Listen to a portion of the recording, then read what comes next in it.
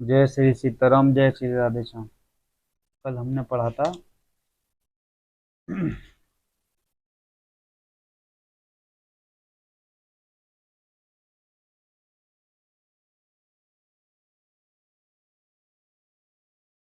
जय श्री सीताराम, जय श्री राधे श्याम। कल हमने पढ़ा था क्षण क्षण पर श्री सीताराम जी के चरणों को देखकर और अपने ऊपर उनका स्नेह जानकर लक्ष्मण जी स्वप्न में भी भाइयों, माता पिता और घर की याद नहीं करते।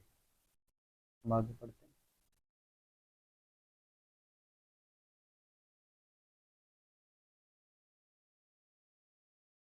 श्री रामचंद्र जी के साथ सीता जी अयोध्यापुरी कुटुंब के लोग और घर की याद भूलकर बहुत ही सुखी रहती है। क्षण क्षण पर प्रति श्री रामचंद्र जी के पति श्री रामचंद्र जी के चंद्रमा के समान मुख को देखकर वे वैसे ही परम प्रसन्न हो रहती हैं जैसे चकोर कुमारी चकोरी चंद्रमा को देखकर रहती है। स्वामी स्वामी का प्रेम अपने प्रति नित्य बढ़ता हुआ देखकर श्री सीता जी ऐसे हर्षित रहती हैं जैसे दिन में चकवी सीता जी का मन श्री रामचंद्र जी के चरणों में अनुरक्त है। इससे उनको वन हजारों अवध के समान प्रिय लगता है। प्रियतम श्री रामचंद्र जी के साथ पर्णकुटी प्यारी लगती है। मृग और पक्षी प्यारे कुटुंबियों के समान लगते हैं। मुनियों की स्त्रियां सास के समान, श्रेष्ठ मुनि ससुर के समान और कंदमूल फलों का आहार उनको अमृत के समान लगता है। स्वामी के साथ सुंदर साथरी कुश और पत्तों की सेज सैकड़ों कामदेवों की सेजों के समान सुख देने वाली है, जिनके कृपा पूर्वक देखने मात्र से जीव लोकपाल हो जाते हैं। उनको कहीं भोग विलास मोहित कर सकते हैं। श्री रामचंद्र जी का स्मरण करने से भक्तजन तमाम भोग विलास को तिनके के समान त्याग देते हैं। उन श्री रामचंद्र जी की प्रिय पत्नी और जगत की माता सीता जी के लिए यह भोग विलास का त्याग कुछ भी आश्चर्य नहीं है। सीता जी और लक्ष्मण जी को जिस प्रकार सुख मिले, श्री रघुनाथ जी वही करते और वही कहते हैं। भगवान प्राचीन कथा तथा कहानियां कहते हैं और लक्ष्मण जी तथा सीता जी अत्यंत सुख मानकर सुनती हैं। जब जब जब श्री रामचंद्र जी अयोध्या की याद करते हैं, तब तब उनके नेत्रों में जल भर आता है। माता पिता, कुटुंबी और भाइयों तथा भरत के प्रेमशील और स्वभाव को याद करके कृपा के समुद्र प्रभु श्री रामचंद्र जी दुखी हो जाते हैं, किंतु फिर उस समय समझकर धीरज कर लेते हैं। श्री रामचंद्र जी को दुखी देखकर सीता जी और लक्ष्मण जी भी व्याकुल हो जाते हैं, जैसे किसी मनुष्य की परछाई उस मनुष्य के समान ही चेष्टा करती है। तब धीर, कृपालु और भक्तों के हृदय को शीतल करने के लिए चंदन रूप रघुकुल को आनंद करने वाले श्री रामचंद्र जी प्यारी पत्नी और भाई लक्ष्मण की दशा देखकर कुछ पवित्र कथाएं कहने लगते हैं, जिन्हें सुनकर लक्ष्मण जी और सीता जी सुख प्राप्त करते हैं।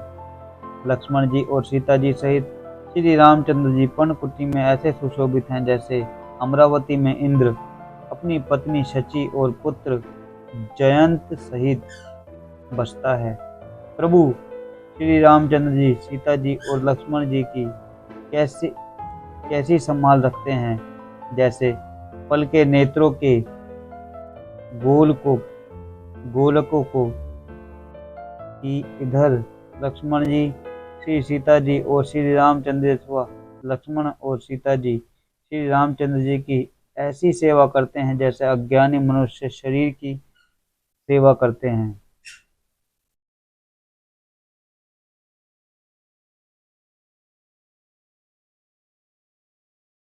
पक्षी, पशु, देवता और तपस्वियों के हितकारी प्रभु इस प्रकार सुखपूर्वक वन में निवास कर रहे हैं। तुलसीदास जी कहते हैं, मैंने श्री रामचंद्र जी का सुंदर वन गमन कहा। अब जिस तरह सुमंत्र अयोध्या में आए वह कथा सुनो।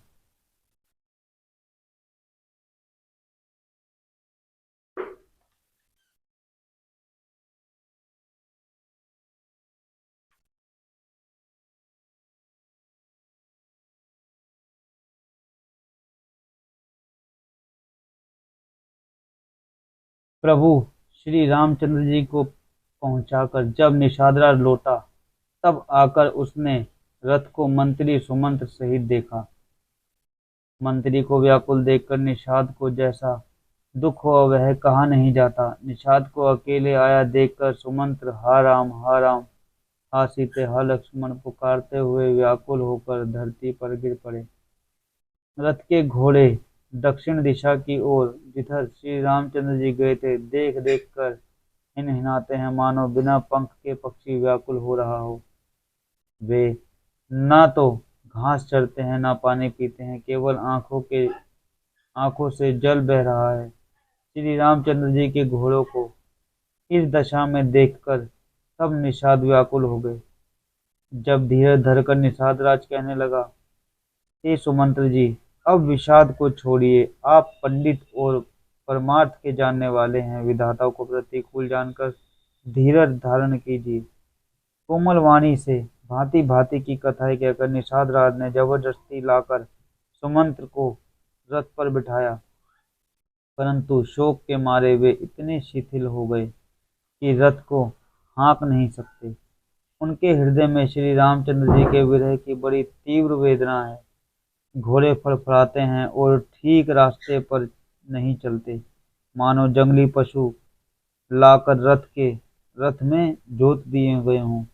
वे श्री रामचंद्र जी के वियोगी घोड़े कभी ठोकर खाकर गिर पड़ते हैं, कभी घूमकर पीछे की ओर देखने लगते हैं। वे तीक्ष्ण दुख से व्याकुल हैं। जो कोई राम लक्ष्मण और जानकी जी का नाम ले लेता है, घोड़े हिकर हिकर कर उसकी ओर प्यार से देखने लगते हैं। घोड़ों की वह दशा कैसे कही जा सकती है। वे ऐसे व्याकुल हैं जैसे मणि के बिना सांप व्याकुल होता है। मंत्री और घोड़ों की दशा देखकर निषाद राज विषाद के वश हो गया। तब उसने अपने 4 उत्तम सेवक बुलाकर सारथी के साथ कर दिए। निषाद राज गुहु सारथी सुमंत्र जी को पहुंचाकर विदा करके लौटा। उसके विरह और दुख का वर्णन नहीं किया जा सकता। वे चारों निषाद रथ लेकर अवध को चले। सुमंत्र और घोड़ों को देख देख कर वे भी क्षण क्षण भर में विषाद में डूब जाते हैं। व्याकुल और दुख से दीन हुई सुमंत्र जी सोचते हैं कि श्री रघुनाथ जी के बिना जीने को धिक्कार है। आखिर यह अधम शरीर रहेगा तो है ही नहीं। अभी श्री रामचंद्र जी से बिछुड़ते ही छूटकर इसने यश क्यों नहीं ले लिया। ये प्राण अपयश और पाप के भांडे गए हैं। अब ये किस कारण कूच नहीं करते, निकलते नहीं हैं। हाय नीच मन, बड़ा अच्छा मौका चूक गया। अब भी तो हृदय के 2 टुकड़े नहीं हो जाते। सुमंत्र हाथ मल मल कर और सिर पीट पीट कर पछताते हैं, मानो कोई कंजूस धन का खजाना खो बैठा हो। वे इस प्रकार चले मानो कोई बड़ा योद्धा वीर का बाना पहनकर और उत्तम शूरवीर कहलाकर युद्ध से भाग चला हो। आज हम यहाँ तक पढ़ेंगे, कल पढ़ेंगे आगे। जय श्री सीताराम, जय श्री राधे श्याम।